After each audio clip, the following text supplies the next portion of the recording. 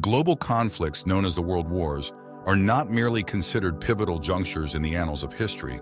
They also signify the dawn of a novel epic for the entirety of humankind. The first of these colossal conflicts, known as the First World War, was a stark demonstration of the dominance of mechanization and the devastating power of weapons designed for mass destruction on the landscapes of battle. The subsequent global conflict, referred to as the Second World War, solidified these technological advancements with the introduction of advanced armored combat vehicles known as tanks, aircraft designed for warfare, and most notably, the advent of nuclear weaponry.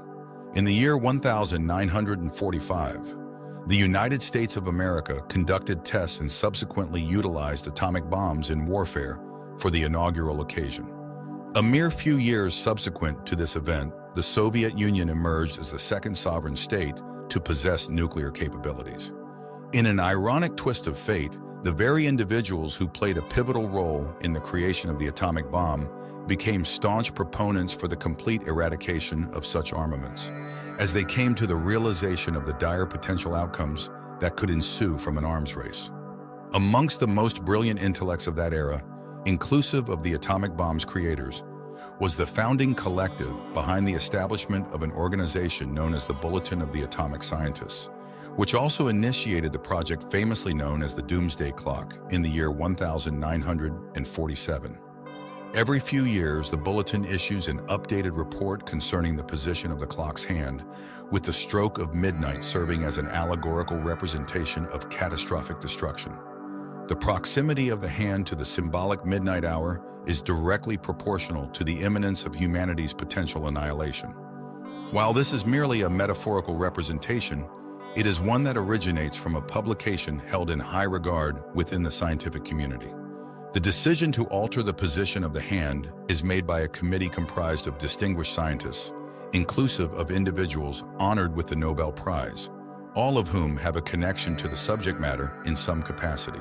One of the founding members of the Bulletin was an American biochemist by the name of Eugene Rabinovich, who had emigrated from Russia. He fervently appealed to the government of the United States not to carry out bombings on Japanese urban centers, and following the conclusion of the war, took the initiative to organize conferences that brought together scientists to deliberate on matters pertaining to global security. The individual currently holding the position of editor-in-chief at the Bulletin is John Mecklin, a professional with a background in journalism, political science, and who has also served as a consultant for the film titled Oppenheimer. He consistently publishes articles discussing the potential for global corruption and corporate lobbying to lead to catastrophic outcomes. The Bulletin's board is composed of some of the most esteemed minds and recipients of the Nobel Prize, such as Jerome Friedman, renowned for his contributions to physics, and Richard Roberts, distinguished for his work in the field of medicine. It is challenging to conceive of another venue that plays host to such a gathering of highly knowledgeable individuals. The hand of the Doomsday Clock is adjusted periodically, approximately once every few years, even though the board convenes with a frequency of roughly once per annum. The initial symbolic setting of the clock was at 7 minutes before the stroke of midnight, an indication that humanity's foray into the realm of atomic energy had unleashed forces akin to those from Pandora's box, thereby bringing the specter of the apocalypse nearer. In the year 1949, the hand was advanced to 3 minutes before midnight in response to the successful detonation of a nuclear bomb by the Soviet Union.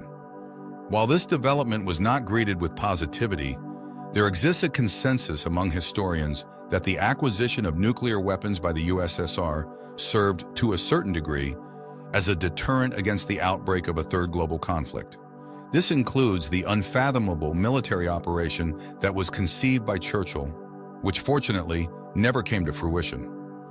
In the year 1945, a strategy was formulated with the objective of launching an attack on the USSR to compel the Soviets to withdraw from Poland, employing an arsenal of all available weaponry.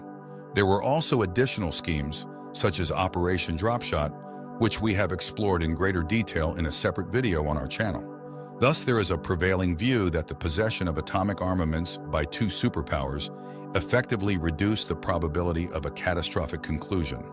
Indeed, it was this mutual ownership of nuclear arms that prevented the experienced and battle-ready military forces from engaging in a third global war immediately subsequent to the conclusion of the second.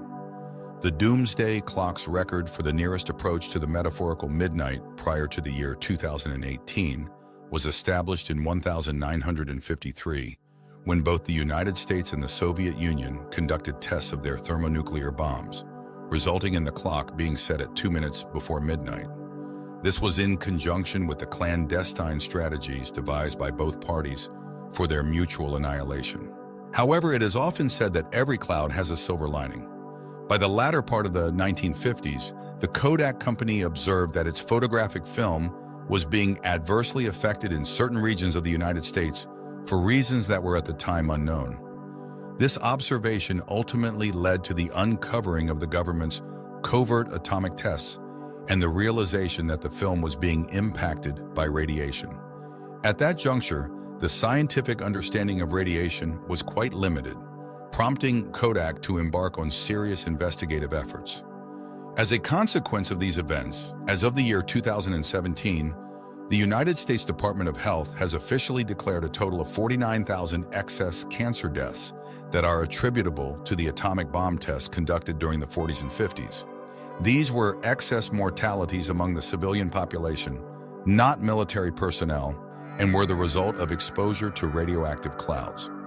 In the nation of Australia, a collective comprised of descendants of the victims and survivors of the tests initiated a legal procedure in June of the year 2023 with the objective of seeking recognition and reparation from the government for the damages incurred. Officially, the subsequent impetus for the adjustment of the Doomsday Clock's position was the realization by both the United States and the Soviet Union of the perils associated with the utilization and testing of nuclear weapons, culminating in the signing of treaties that prohibited nuclear tests in the years 1960 and 1963, respectively. Consequently, the clock's hand was repositioned backward by 10 minutes to 11:48 post-meridian. However, you are now aware that the governments of these superpowers were jolted by the epiphany that their own citizens were falling victim to these tests. The retraction of the Doomsday Clock's hand from the symbolic midnight in the early 1960s was not a manifestation of pacifism on the part of the United States and the Soviet Union. Rather, they had narrowly averted a catastrophic confrontation during the Cuban Missile Crisis in 1962. Instead, it was an acknowledgement that further testing could precipitate a scenario wherein there would be no survivors left to witness the aftermath of such weaponry. The clock's hand was then moved 5 minutes closer to midnight as a result of the conflict in Vietnam, but it was subsequently retracted once again as both the USSR and the US ratified treaties pertaining to the non-proliferation of nuclear weapons and the limitation of strategic arms, following the prohibition of nuclear tests.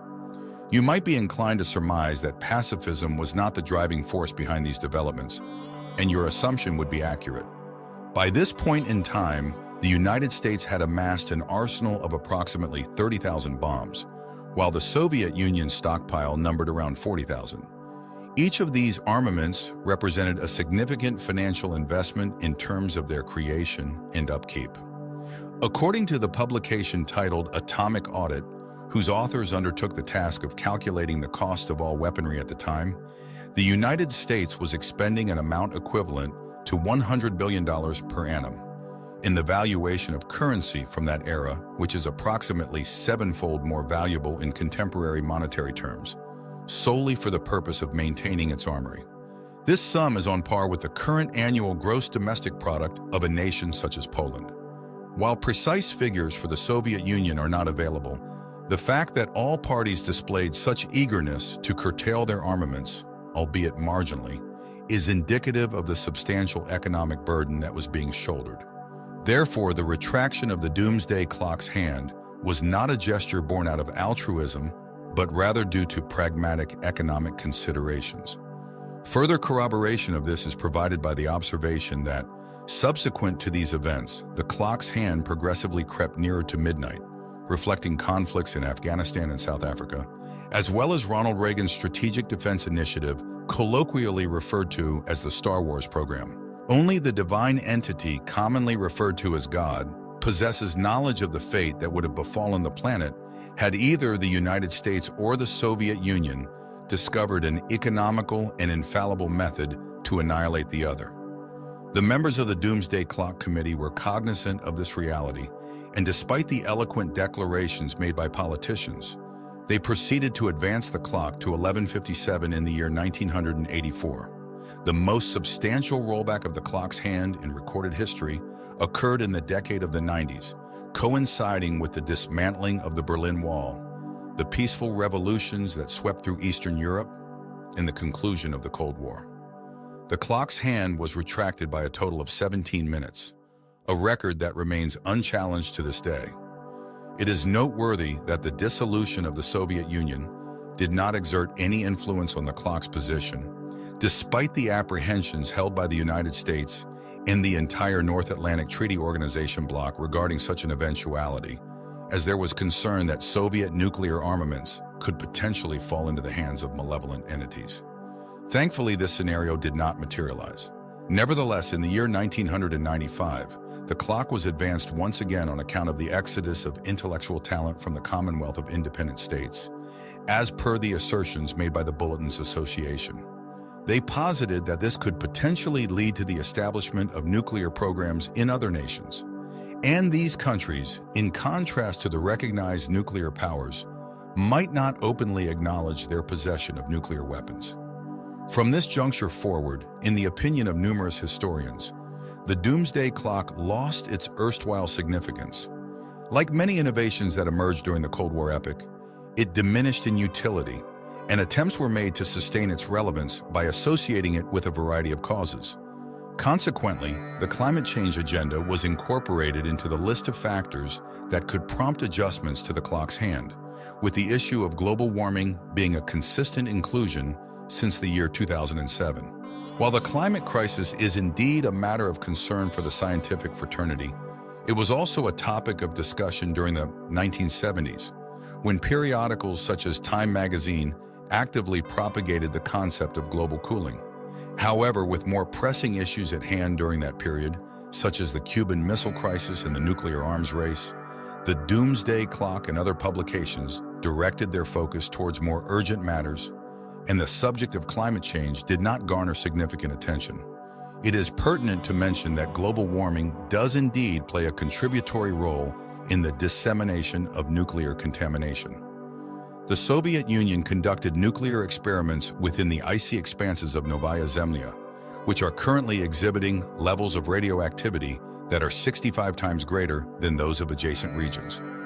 The United States also undertook a nuclear test in Greenland, a topic that we have delved into in a video on our channel, and it is gradually but inexorably discharging into the world ocean. Thus, in a certain respect, global warming can be correlated with the Doomsday Clock, although it is unlikely to be a predominant factor. In the city of New York, situated at Union Square, there exists a distinct climate-oriented Doomsday Clock. This timepiece counts down the duration remaining until the atmosphere reaches perilous concentrations of carbon dioxide and the average global temperature escalates by 1 degree Celsius.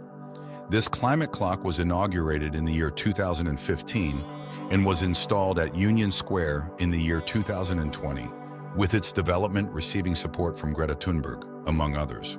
At present, the operation of this clock is underwritten by several prominent foundations and academic institutions in the United States and Canada, as well as by the international organization known as Future Earth. According to this clock, we are left with a time frame slightly in excess of 5 years until a climate catastrophe occurs, unless decisive measures are taken. However, this forecast is at odds with the declarations made by the Vice President of the United States, Al Gore, in the year 2009, in which he asserted that all the ice at the North Pole would have vanished by the summer of 2014. Clearly, this prediction did not come to pass, and the notion of a climate doomsday clock, despite its promotion, is met with skepticism by the broader populace. Its antecedent, the atomic doomsday clock, commands a greater degree of respect. The narrative of the doomsday clock is inextricably linked to the era that witnessed its inception, and its pertinence has waned with the termination of that era. This concludes our comprehensive synopsis of this modest yet significant project. If you have any proposals for new video content, please do not hesitate to put them forward.